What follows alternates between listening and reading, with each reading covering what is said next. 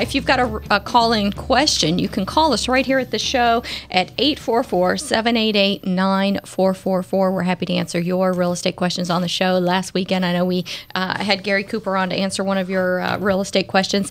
This segment, I've got Xavier Herrera on the show, and we're talking about school boards.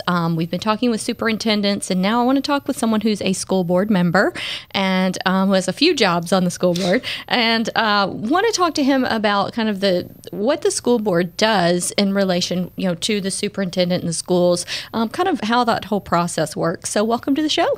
Well, thank you for having me, Shannon. So you are on the school board. You were elected. Tell us about that. Okay. Well, I was elected in May of 2015. It was the second time that I ran for the position. First time in 2014, I lost by 62 votes and decided to go ahead and do it over again. And where I ran and was the second highest vote getter right underneath the mayor. So in Stafford, everybody kind of runs as a full ticket. The highest ones gets the position to the number of seats, so there it went. And very good. Yeah. So you have a 3-year term in the Stafford Municipal School District's board. Yes, ma'am. Yes, ma'am. Very good. We've hit the ground running. Where the first time elected, I went ahead and motion to go ahead and give our staff 5% raise across the board. Obviously, going 5% from teachers, support staff to 1% for our senior executive staff. Keeping that in mind, though, we did not increase the property tax valuations, nor did we impact the budget in a negative way. So I was pretty proud about that. That's good. Yeah. So to answer the question you were mentioning about how to be a school board member, is that it? Yes. Well, tell us about your journey. My journey. Well, I know each school district may be a little bit different, but you have to pick up a packet during a certain set allotted time. In Stafford, your elections are usually in May, and picked up the packet, filled it out, turned it on in, and there was no actual filing fee. And I know in some school districts and like if you're running for city council or a county commissioner, you'll have to pay a filing fee. You didn't have to do that this particular go-around, or I didn't have to do that, excuse me. And then after that, you go guns a-blazing, campaigning and block walking and doing what you got to do to get elected. Do you have kids in that school district? Yes, ma'am. As a matter of fact, I have one. This is my first term in, and I had 3 just as of last year. I had 3 last school year, but when I first got elected, I literally was able to give my son Brandon his certificate. Second go round, just this past 2015-16 school year. Not only was I able to give him his diploma, I signed it as being the board secretary. So I thought that was really, really cool. It was a pretty emotional moment for me. But I do have one more son. He's in the 7th grade, and that was one of the main focal points of why I wanted to run for the school district, because I wanted to go ahead and make sure that I helped make sure that the whole concentration was on education and making sure that not only them but their cousins, my nephews and nieces, and as well as my neighbors were having the best possible education provided by Stafford. So you guys, how does the school board work with the superintendent? How does that work? So we work hand in hand, and I would imagine, I know that you mentioned you're going to have Mr. Charles Dupree with Fort Bend ISD comes in the near future. You work hand in hand with your superintendent. The school board as a body collectively hires the superintendent. So we only have one actual employee, but our employee is a pretty it's a very influential employee, to say the least, for that school district. Yeah. So the initiatives that's come about will come through the superintendent's office. We work hand in hand with him, identifying the budget, the tax rate, as well as what the goals are for this particular school year. Mm-hmm. So Dr. Bostic, Robert Bostic, who's our superintendent, came in with from Denton, came in with a concentration of robotics, which helps kind of tie in the STEM, the science, technology, engineering, mathematics, all into that particular program. So that was one of his main major focal points coming into Stafford, and we've seen a lot of success in that particular aspect. So you work hand in hand. You have to. You have to. So do you guys ever see parents, ever work with parents as far as does the school board ever meet and have parents who are having issues that they bring before the board? Well, I'll say this. I'm more of a community-oriented school trustee, so basically you make it what you will.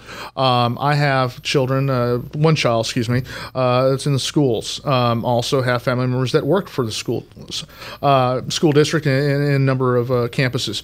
So in that, I'm pretty community-oriented. I visit with folks. A number of times they send me emails. I'll talk to them. I go from campus to campus, and it really is uncommon for me to go ahead. It really is common for me, to go ahead and visit with these parents and go on.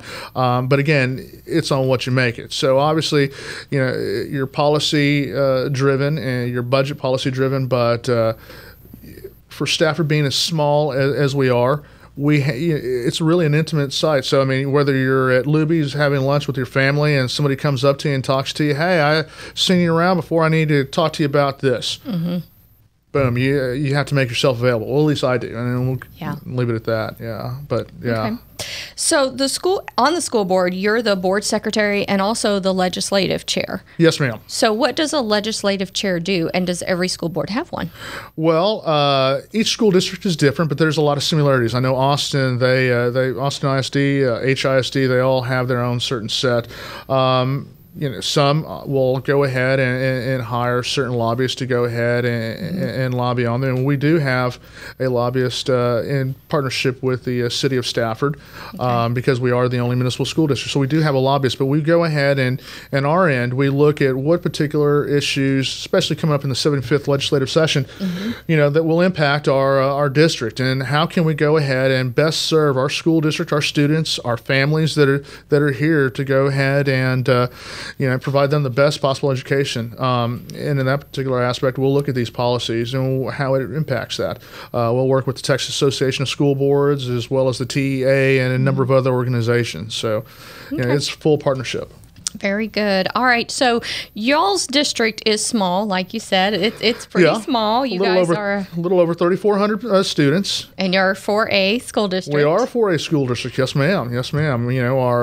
Our football team is noted as one of the top 10 in the state. As a matter of fact, also our not trying to brag here too much and all, but our track team, had received the state championship. So yeah, we do all right. That's good. So let's talk about, you guys are a municipal school district. Yes, ma'am.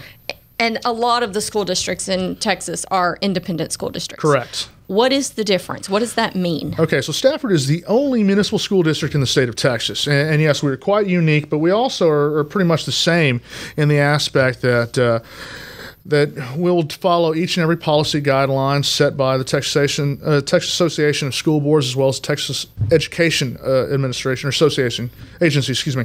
But in our aspect, what we do is you may have 7 votes to go ahead and do the tax rate as well as the district budget. In our particular instance, because we partner with the city of Stafford, we have the entire school board, but as well as the city council. We just recently, literally like last week, had approved the budget and the tax rate. So you had both bodies meet together and do that. But we're able to go ahead and save the citizens of Stafford a lot of money. Because you don't have that extra layer. Exactly. Okay. So we don't have a police department. Okay. So in that instance, though, that saves the school district money. So where we go is we get the city police to go ahead and do that. We partner up in a number of ways. So with an independent school district, they don't coordinate with the city on those aspects. They take the money and then they allocate and do what they want with it versus a municipality that is working with those other bodies like the police, like the city council. Correct. Okay. Correct. So we're able to go ahead and provide our taxpayers as low as we can the property taxes, and save the money that way. Very good. Well, you had mentioned to me that your district is predominantly commercial real estate. Correct. And that impacts the district a little bit differently versus being a lot of residential houses. Correct. What does that mean to your school district? So for us, it's a little bit of a challenge because Well, we're considered in the recapture faction there to be a property-rich school district, even though the residents of Stafford and the families are a bit more challenge load, mod income. So this past school year, right before school started, there was already identification noted that we're already a little under $190,000 in recapture mode that we're owed back to the state. So we're hoping that not just only us, but a number of other school districts. I know Houston has some issues, as well as quite a bit in this particular region. Hopefully we'll be able to see some positive traction go this upcoming legislative session. So do you plan on traveling to Austin a lot during the legislative session? Unfortunately, yes. So a lot of school board members, they move onto the school board with the thought of using that as a stepping stone to get into a higher political office. Do you see that from your perspective, and why is that? Well, for me personally, I'll have to say this. I really am fortunate to have a good group, a working group of folks within our school board. I haven't seen that in Stafford. Most people tend to stay there. They're really committed. We have Greg Holsapple, as a matter of fact, who's been there for probably a little over 18 years. Mostly parents? Are they mostly parents of Parents, students? grandparents, family members that are still in the district. So we want to go ahead and keep a watchful eye on making sure that successful, positive progress is being made. Sure. But I do know that there are other school districts out there that they've either been a city council member, gone to the school board, still in that elected field, because you still are an elected official in that aspect. But of course, you also have other school board members that were school board members and then went on to city council and then to county officer and vice versa. So it really isn't what you want to make of it. For me personally, though, it really was because of my children. Mm-hmm. And I wanted to go ahead and make that positive impact where I could. So it really does vary on the board and the district and just basically the climate, what the electoral climate is at that particular time. Yeah. So, yeah.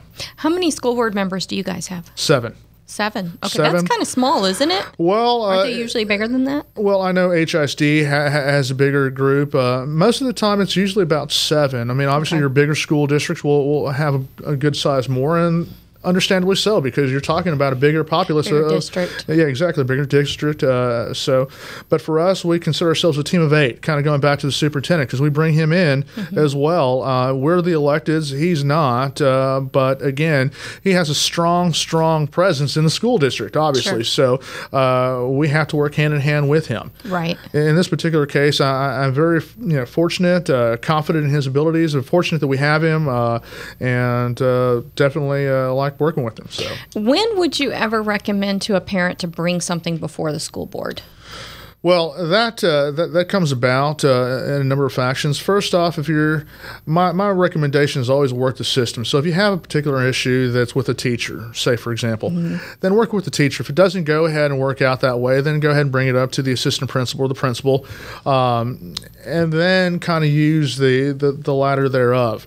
However, if you're looking at things holistically, policy-driven based, especially, or we're coming close to the budget cycle there, and you feel strongly and passionately that you want something introduced, then I definitely would recommend that be brought up at that particular time. It's just things that make sense at that point. But again, if you've exhausted all your measures and there's just an issue that cannot be worked out through the campus or the superintendent, you want the entire body to listen to, that's when I would definitely recommend that parent or individual come to the school board meeting and discuss that. Do y'all have one high school or 2? We have one high school. So are you going around to all the football games? That's a lot of traveling. My middle son Devin, who graduated last year, he was the homecoming king, and he was the starting lineman for our varsity football team. So I will be going to a good amount of games, yes, but not as much as I did last year. Last year was kind of that wore me and my wife out going. Bet. Yeah, and because we're Stafford 4A. we had to do a good amount of traveling. Yeah. So, normally I'll have to say this to my colleagues over at HISD. I mean, obviously everything's kind of like there, centralized within the area. We had to go ahead and do a bit of a driving. I mean, we're looking at El Campo. We're looking at other places out that way. So, not as much this time. All right. Do you guys have a lot of your students who go on to college, or do most of them do vocational?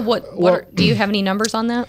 Yeah, so in this particular instance, what we look for, we have what's called a Student College and Career Center. So we want to go ahead and make sure that each and every one of our students are either college or career ready. Mm-hmm. We do have a good amount that also go to the military, but we want to make sure that once a child leaves Stafford MSD, that child is going somewhere, whether it's community college, a four-year university, and in that particular aspect, yes, we do have a 97% graduation rate. There are 3% that don't graduate, but then we do walkthroughs and knock on their doors, bring them back. So that really kind of pushes it up to 98%.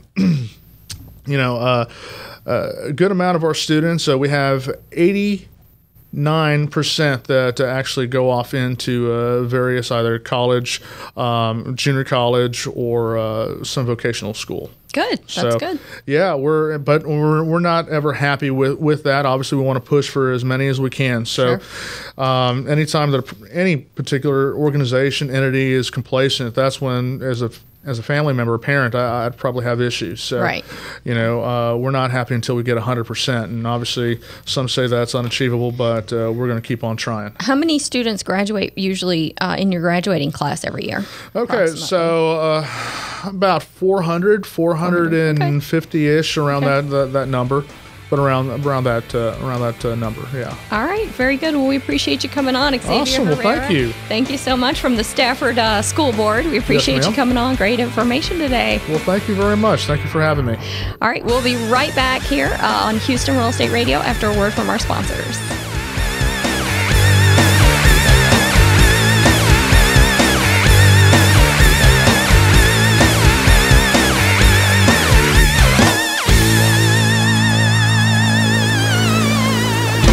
RREA Media has an exciting new product available to companies and organizations who are teaching classes and want to offer those classes online.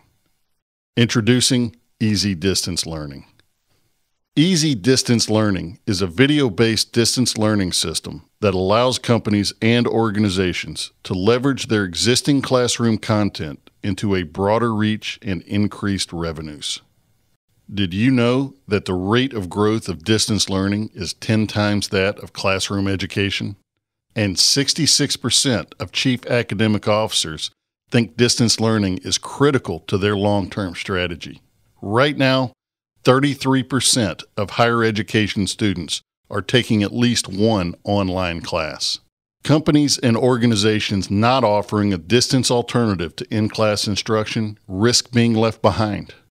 Video-based distance learning has three basic components: classroom capture, post-production, and content distribution.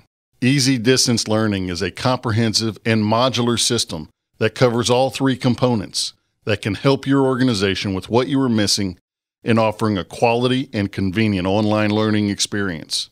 You choose the parts you need help with. Easy Distance Learning offers another revenue stream, a broader reach of your existing content, and a professional presentation with a great learner experience. Contact us today for a free estimate and see how Easy Distance Learning can take your company or organization to the next level.